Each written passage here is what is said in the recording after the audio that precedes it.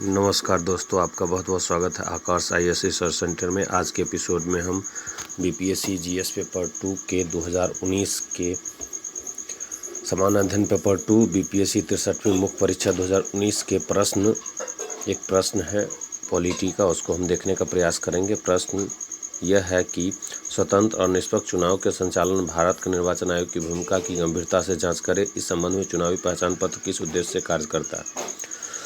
दोस्तों, इस प्रश्न को अगर देखा जाए तो इस प्रश्न में 3 प्रश्न हैं। एक पहला प्रश्न है निर्वाचन आयोग की भूमिका, दूसरा प्रश्न है चुनावी पहचान पत्र किस उद्देश्य से कार्य करता है। दोस्तों, हम इस प्रश्न को हम 2 ढंग से डील कर सकते हैं। सबसे पहले है कि निर्वाचन आयोग के संवैधानिक प्रावधान, दूसरा निर्वाचन आयोग के प्रमुख कार्य और तीसरा स्वतंत्र एवं निष्पक्ष चुनाव में चुनाव आयोग की भूमिका। ये 2 पॉइंट हम 3 पॉइंट में इस प्रश्न को डील कर सकते हैं, क्योंकि जो भी चुनाव होते हैं उसमें निर्वाचन आयोग की जो भूमिका होती है वो बिल्कुल स्वतंत्र होती है, क्योंकि हम सभी जानते हैं कि यह एक स्वतंत्र संवैधानिक निकाय है, कॉन्स्टिट्यूशनल बॉडी है। और क्वेश्चन जो पूछा जा रहा है, इस क्वेश्चन को हम एक बार और समझने का प्रयास करते हैं। दोस्तों, स्वतंत्र और निष्पक्ष चुनाव के संचालन में भारत के निर्वाचन आयोग की भूमिका की गंभीरता से जांच करें। दोस्तों, चुनाव के संचालन भारत के निर्वाचन आयोग की जो भूमिका है वो किस प्रकार की है उसको जानेंगे, और चुनावी पहचान पत्र का जो उद्देश्य किस कार्य से कार्य करता है तो उसको जानने का प्रयास करेंगे। तो इसमें 3 बातों को जानना ज़्यादा ज़रूरी है। चुनाव के बारे में संवैधानिक प्रावधानों का उल्लेख करना है पहले। दूसरा पॉइंट में है स्वतंत्र और निष्पक्ष चुनाव के संचालन में आयोग की भूमिका की जांच करते हुए इस संदर्भ में चुनावी पहचान पत्र की भूमिका का उल्लेख करना है। दोस्तों, तो चलिए सबसे पहले जानते हैं कि चुनाव आयोग के संबंध में क्या संवैधानिक प्रावधान है, उसको जानने का प्रयास करते हैं। दोस्तों, सबसे पहले हम सभी जानते हैं कि भारतीय संविधान जो इंडियन कॉन्स्टिट्यूशन जो है वो 26 जनवरी 1950 को लागू हुआ था और 26 नवंबर 1949 को बनकर तैयार हुआ था। तो दोस्तों, जिस समय बनकर तैयार हुआ था या लागू हुआ था तो समय में संविधान में 395 अनुच्छेद, 22 भाग और 8 अनुसूचियाँ थी। तो दोस्तों, सबसे पहले उसी 395 अनुच्छेद में एक अनुच्छेद नंबर है 324। तो दोस्तों, भारतीय संविधान का आर्टिकल नंबर 324 जो है देश में निर्वाचन के लिए मतदाता सूची तैयार कराने और चुनाव के संचालन का अधीक्षण, निर्देशन और नियंत्रण के अधिकार के साथ एक स्वतंत्र निर्वाचन आयोग के गठन का प्रावधान करता है। तो दोस्तों, जो भारतीय संविधान का आर्टिकल 324 324 है, जो देश में जो निर्वाचन है उसके लिए वोटर लिस्ट, मतदाता सूची तैयार कराने और चुनाव के संचालन का अधीक्षण, निर्देशन और नियंत्रण के अधिकार के साथ ही एक स्वतंत्र निर्वाचन आयोग के गठन का प्रावधान करता है। दोस्तों, संविधान के अनुच्छेद 324 के ये शब्द बहुत ही महत्वपूर्ण हैं, क्योंकि ये निर्वाचन आयोग को चुनाव से संबंधित हर बात पर अंतिम निर्णय लेने की भूमिका सौंपता है। दोस्तों, चुनाव आयोग जो है वो एक स्वतंत्र निकाय है, इस पर किसी का प्रभाव नहीं होता। चुनाव आयोग स्वतंत्र है अपने फैसला लेने के लिए, और निर्वाचन कराने का अधिकार है, वोटर लिस्ट जारी करने का अधिकार है, अधीक्षण करने का अधिकार है, निर्देशन करने का अधिकार है और नियंत्रण करने का भी अधिकार है। दोस्तों, इस प्रश्न में जो है स्वतंत्र और निष्पक्ष जो चुनाव का संचालन करवाता है निर्वाचन आयोग, तो उसकी क्या भूमिका है निर्वाचन आयोग की स्वतंत्र और निष्पक्ष चुनाव कराने में, उसको जानना है। और जो पहचान पत्र है उसका क्या भूमिका है निष्पक्ष चुनाव या स्वतंत्र चुनाव कराने में, उसको भी जानने का प्रयास करेंगे। लेकिन पहला पॉइंट जो है समझना ज़्यादा ज़रूरी है कि 324 अनुच्छेद के अंतर्गत जो है भारत का निर्वाचन आयोग का गठन किया गया है, गठन करने का प्रावधान है। और जो है अंतिम निर्णय जो लेता है चुनाव से संबंधित, तो कौन लेता है? भारत के निर्वाचन आयोग लेते हैं। अब दूसरा पॉइंट है, भारत के निर्वाचन आयोग की सहायता करने के लिए प्रत्येक राज्य में एक मुख्य निर्वाचन अधिकारी होता है। दोस्तों, भारत में जितने भी राज्य हैं उस सारे के सारे राज्य में भारत निर्वाचन आयोग की सहायता के लिए जो है राज्य में प्रत्येक राज्य में एक मुख्य निर्वाचन अधिकारी होता है। निर्वाचन आयोग स्थानीय निकायों के चुनाव के लिए जिम्मेदार नहीं होता। दोस्तों, जो पंचायती राज व्यवस्था का जो स्थानीय लोकल गवर्नमेंट का जो चुनाव होता है पंचायती राज व्यवस्था का, उसके लिए जो है भारतीय निर्वाचन आयोग जो भारत के निर्वाचन आयोग जो है वो जिम्मेदार नहीं होते। इसके लिए राज्यों के राज्य निर्वाचन आयुक्त होते हैं। राज्य सरकार जो है इसका निर्वाचन करवाने के लिए राज्य निर्वाचन आयुक्त होते हैं। भारत का निर्वाचन आयोग एक सदस्यीय या बहुसदस्यीय भी हो सकता है। दोस्तों भारत का निर्वाचन आयोग जो है अभी फ़िलहाल में अगर देखा जाए तो बहुसदस्यीय है, लेकिन शुरुआत में जो है जिस समय में निर्वाचन आयोग का गठन हुआ था तो उस समय में ये एक सदस्यीय था।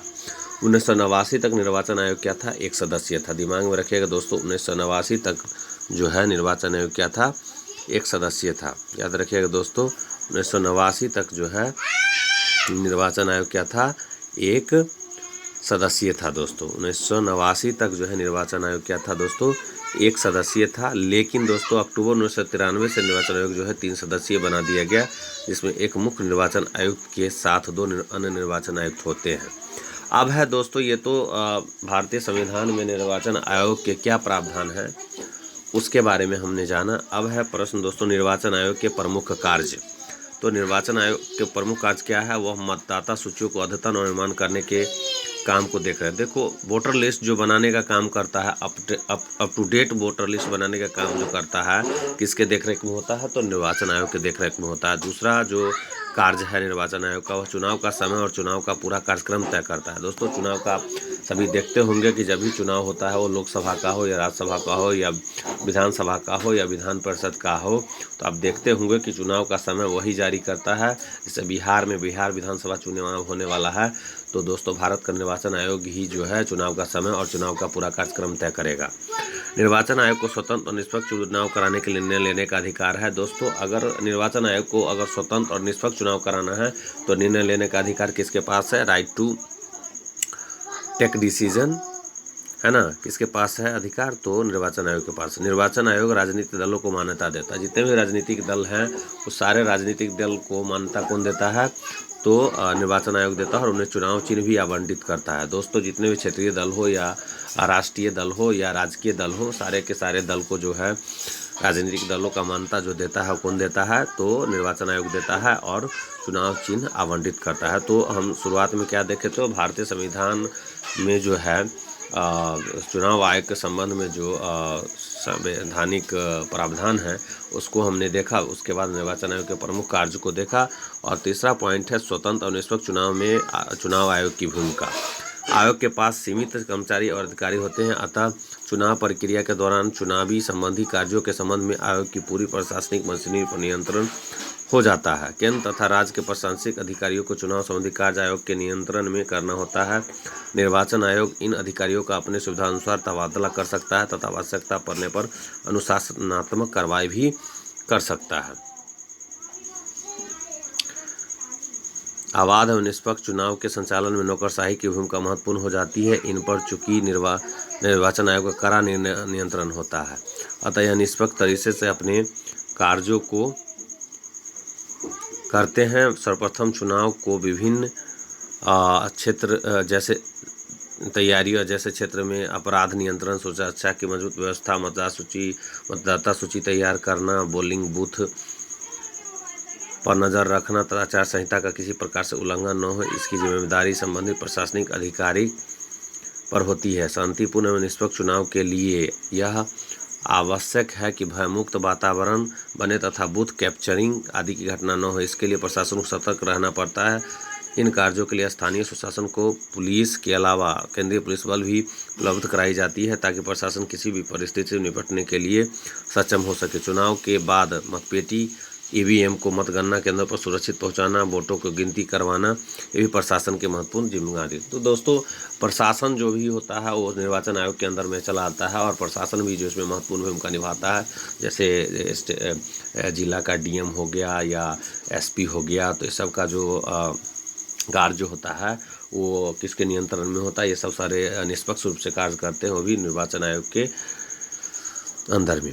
स्वतंत्र और निष्पक्ष चुनाव के संचालन में चुनावी पहचान पत्र की भूमिका। तो आज हम लोग जानेंगे पहचान पत्र के बारे में। दोस्तों निर्वाचन आयोग द्वारा प्रमुख टीएन शेषन ने अगस्त 1993 चुनाव प्रणाली में सुधार कराने तथा धन बल अथवा बाहुबल जैसे कदर को रोकने के लिए प्रदेश देश के सभी मतदाताओं के लिए मतदाता पहचान पत्र बनाने का आदेश दिया। तो दोस्तों अगर भारत निर्वाचन आयोग के जो मुख्य चुनाव आयुक्त थे टीएन शेषन, तो उन्होंने ही मतदाता पहचान पत्र जो है पहचान पत्र बनाने का आदेश दिया था। तो अगर पहचान पत्र का जनक कहा जाए तो टीएन शेषन को कहा जा सकता है।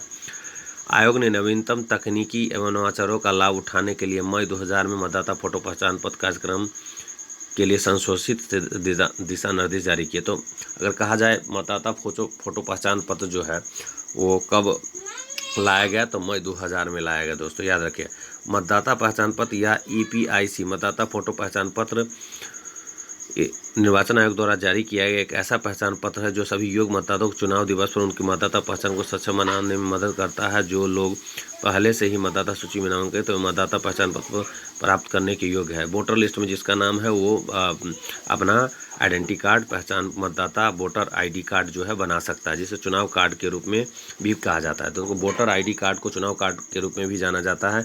इन चुनाव कार्डों में व्यक्तिगत विवरण के साथ एक विशिष्ट पहचान पत्र संख्या छपी होती है। चुनावी पहचान पत्र से मतदाता की सही पहचान होती है। इसे वन मैन वन वोट की अवधारणा सुनिश्चित होती है। चुनावी पहचान पत्र के प्रयोग से एक से अधिक बार मत डालने की प्रवृत्ति पर रोक लगी है। इस तरह इससे जाली मतदान पर रोक लगाई है। चुनावी पहचान पत्र के द्वारा वही व्यक्ति मत डाल सकता है जिसका विवरण पहचान पत्र में उल्लिखित है। अतः इससे पहचान पत्र धारण करने वाले प्रत्येक भारतीय नागरिक राजनीतिक प्रक्रिया में अपना प्रतिनिधित्व सुनिश्चित कर सकता है।